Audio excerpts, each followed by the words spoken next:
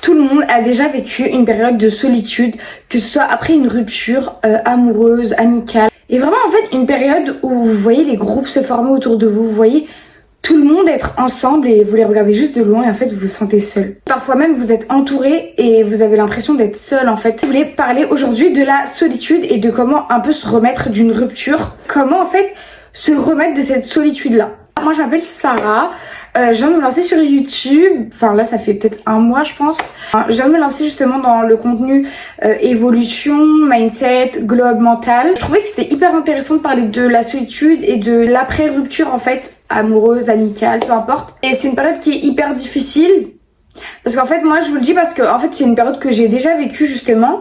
En général ça arrive après les très grandes étapes de votre vie, du lycée à l'université, de l'université à la vie du travail. Voilà, c'est justement après ces grandes étapes-là où au bout d'un moment, vous changez, donc votre entourage change. J'ai fait une transformation physique, une transformation mentale entre 2022 et maintenant. Enfin, je suis plus du tout la même personne. Et du coup, les personnes que je fréquente ne sont plus du tout les mêmes, hormis vraiment une amie, qui regardera sûrement la vidéo. Sinon, j'ai totalement changé et vraiment, je pense que c'est la meilleure chose qui me soit arrivée, honnêtement. Mais je vous avoue que ça n'a pas toujours été très très joyeux. Il y a eu des moments qui étaient plutôt difficiles. Mais du coup, comment justement basculer de ce côté-là, en fait, d'être bien avec soi-même, de rencontrer un nouvel entourage, voilà, des nouvelles personnes. Arrêtez d'être seul, tout simplement. Vous devez sûrement vous remettre en question en permanence. Parfois, vous êtes seul à cause de votre mentalité, mais parfois, c'est à cause des autres. Donc justement, je vais évoquer un peu tous ces cas. Vous voyez la période 18-25 ans. Si vous n'êtes pas entouré, en fait, c'est vraiment une période où c'est la jeunesse, en fait. Vous voyez tout le monde sortir devant vous et tout, donc c'est une période qui peut vraiment être très difficile. La solitude, ça peut être par rapport à un point, c'est-à-dire que vous changez. Et en fait, forcément, quand vous changez, vous ne pouvez plus garder les mêmes personnes qui étaient là dans votre ancienne version. En fait, elles vont elles-mêmes automatiquement se détacher de vous. Sachez dans un premier temps que la solitude, c'est super positif parce que sur le moment, on ne va pas forcément, mais ça va vous aider sur énormément de choses. Quand vous vous retrouvez tout d'un coup seul, sachez que vous êtes en train de changer. Déjà, il y a une évolution et déjà ça c'est super positif. Je lis beaucoup de livres sur le développement personnel et du coup je me suis vraiment intéressée à cette question. La meilleure chose à faire en réalité c'est d'être à 100% soi-même. Mais quand je vous dis à 100% soi-même, c'est un peu flou en fait comme ça. Certains vont vous dire oui, notamment je pense à Power de Robert Greene qui est un super livre mais qui est un livre très controversé. Soyez inaccessible, dissimulez vos intentions, mais qu'est-ce que c'est? Soyez juste vous-même pour attirer les bonnes personnes en fait. Parce que quand vous n'allez pas être vous-même, très bien, vous allez sûrement attirer des personnes. Mais en fait, le naturel revient toujours au galop, c'est-à-dire que au bout d'un moment, vous allez forcément montrer les vrais traits de votre personnalité. C'est là que c'est un problème pour eux parce que du coup, ça coïncide plus en fait. Alors que si dès le début, vous êtes vous-même, au risque de ne pas être apprécié, au risque d'être rejeté, et tout simplement, les bonnes personnes qui vont venir vers vous, c'est les personnes qui vous aimeront sincèrement. Honnêtement, il n'y a rien de mieux que ça, vous n'êtes aimé par 2 personnes sincèrement que d'être aimé par 10 personnes, votre fausse personnalité en fait. Dans la société, quand vous êtes en public, on appelle ça l'image virtuelle, c'est-à-dire que c'est l'image que vous dégagez devant les autres. Vous portez tous un masque en soi, tout le monde porte un masque. Quand vous êtes seul, c'est votre image réelle. Il faut que l'image extérieure et l'image intérieure, elles soient à peu près similaires, sinon vous n'allez jamais être aimé pour qui vous êtes vraiment en réalité. Du coup, c'est ce qui conduit un peu à la solitude. Quand vous venez de rencontrer quelqu'un, soyez authentique à 100%, dévoilez réellement qui vous êtes. Hyper intéressant, quand vous venez de rencontrer quelqu'un, c'est hyper intéressant de directement parler des choses qui vous plaisent, des choses que vous aimez, des choses qui vous passionnent, de ce qui, je sais pas, vous fait vibrer dans la vie. Vous allez directement créer une connexion en gros émotionnelle. Alors que si ça matche pas, ça matche pas dès le début. Pareil avec les hommes, arrêtez de vous censurer et soyez vous-même 2 secondes.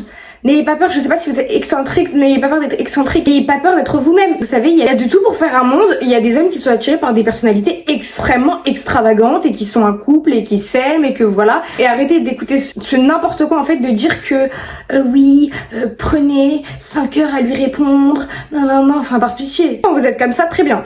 Vous allez peut-être attirer quelqu'un, mais ça va être un homme qui va aimer courir après les femmes. Et en fait, le fuis-moi je te suis un peu, au bout d'un moment, il a ses limites. N'ayez pas peur d'être bizarre, n'ayez pas peur de... Soyez juste vous-même en fait, et c'est la meilleure chose qui vous sortira de la solitude. Justement, je pense à Marilyn Monroe. Hormis le fait que ce soit une très belle femme, elle s'est créée son personnage. Marilyn Monroe, elle avait pas peur en fait, elle avait une démarche excentrique, elle avait une voix excentrique, Mais en fait, comme elle était elle-même, elle assumait en fait sa personnalité tout simplement. Tout le monde était attiré par elle. Enfin, c'était Marilyn Monroe. Elle a été fidèle à elle-même. Ma vidéo, je devrais la renommer soyez fidèle à vous-même, soyez vous-même. À force d'être seule, à force de vivre cette rupture, vous allez développer quelque chose d'incroyable. Sachez que ça n'arrive pas à tout le monde, donc sachez que cette période-là de solitude, prenez-la comme une chance. Vous allez vous forcer en fait à apprécier votre propre compagnie. Parce que vous n'aurez pas de choix. Personne n'est avec vous. Ça va être un blocage à tout ce qui est dépendance affective. C'est-à-dire que vous n'allez plus jamais rester avec une personne juste parce que vous avez peur d'être seul.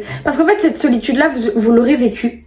Et cette solitude-là, à force, vous allez l'apprécier. Au début, cette période-là, elle est hyper angoissante. Pourquoi? Parce que vous vous retrouvez seul face à vos pensées et des fois, il peut y avoir un peu de l'overthinking, c'est-à-dire qu'en gros, vous pensez énormément, vous ressassez, vous vous remettez en question et c'est horrible. Mais si je peux vous donner un conseil, c'est vraiment d'écrire, écrire, prendre un journal, écrire toutes vos pensées et ça va vous libérer comme si vous parliez à une amie et ça va tellement vous soulager. Après avoir écrit toutes vos angoisses sur le papier, vous sortez et vous arrêtez de rester cloîtré chez vous, je sais pas. En fait, ce n'est pas en restant chez soi et en attendant que un jour, je sais pas moi, la bonne étoile ou je sais pas, que ça va aller mieux, qu'on va venir vers vous, qu'on va vous sortir de chez vous, que vous allez rencontrer l'homme de votre vie, que vous allez rencontrer vos âmes sœurs amicales. Ce n'est pas en restant chez soi en fait. C'est en sortant seul, en osant, en allant vers des inconnus. En fait, vous êtes créateur de votre vie. Votre vie, c'est vous qui la créez. Personne ne va venir vous sauver. J'adore dire cette phrase, mais personne ne va venir vous sauver. C'est que honnêtement, en fait, vous ne pouvez pas rester chez vous et vous dire, oh purée, je passe à côté de ma jeunesse, en fait. Vous faites des solo dates. Mais moi, je trouve ça dingue qu'il y a des personnes qui ont encore peur de faire des solo dates. C'est pas possible. C'est-à-dire que, imaginez, aujourd'hui, on va vous dire que vous allez être seul toute votre vie, ok? C'est-à-dire que vous n'allez jamais faire de solo date. Vous allez, vous n'allez jamais tester le restaurant que vous avez envie de tester. Vous n'allez jamais faire la sortie que vous avez envie de faire. Vous n'allez jamais voyager dans l'endroit de vos rêves. Vous allez toujours continuer d'attendre quelqu'un. Toujours. Enfin, c'est pas possible. Je vous promets, j'adore parler de mes solo dates parce que c'est incroyable. Je vous promets, je passe un incroyable moment avec moi-même. Prenez, j'en sais rien, un livre ou quoi que ce soit et vous sortez. Arrêtez d'attendre vos amis, arrêtez d'attendre votre copain, j'en sais rien. Vous passez à côté de votre vie, en fait. À force d'attendre les gens, vous passez à côté de votre vie. Juste si on me donne l'opportunité d'aller 2 mois quelque part, vraiment seule. Enfin, faut que ça soit un endroit safe quand même, parce qu'en tant que femme, vous connaissez la condition de la femme. Je vous promets que j'y vais sans réfléchir. Dans 10 ans, je vais pas me dire, oh non, j'ai pas pu faire ça parce que j'attendais tout le temps d'être avec quelqu'un. Mais c'est hors de question de me dire ça dans ma vie. Je vais me dire, j'ai attendu personne. Sachez que ça développe tellement votre confiance en soi que de sortir seul, que d'oser et de faire des expériences seule. Il y a une phrase qui m'a énormément aidée, c'est vivez votre jour comme si c'était votre dernière journée. Si c'était votre dernière journée, est-ce que vous attendrez? Les gens sont auto-centrés, les gens pensent qu'à eux.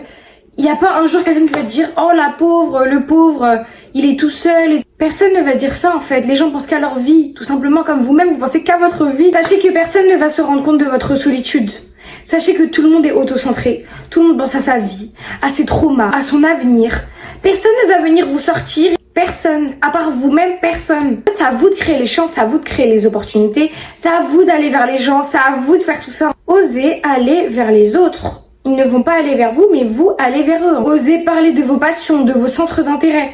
Osez aller vers les autres qui vous ressemblent. En réalité, ce qui a changé dans ma vie, c'est ça. C'est que au lieu d'attendre qu'on me remarque ou quoi que ce soit, c'est que maintenant, les personnes, en fait, je sens qu'ils ont les mêmes centres d'intérêt que moi, qu'ils ont la même énergie que moi. Ben, en fait, tout simplement, je vais vers eux. Après, il peut avoir des connexions incroyables. Vous osez pas, les personnes n'osent pas. Bah, du coup, qu'est-ce que vous faites? Absolument rien. Et vous passez à côté de votre vie, vous passez à côté d'opportunités. Vous savez même pas à quel point sortir de sa zone de confort.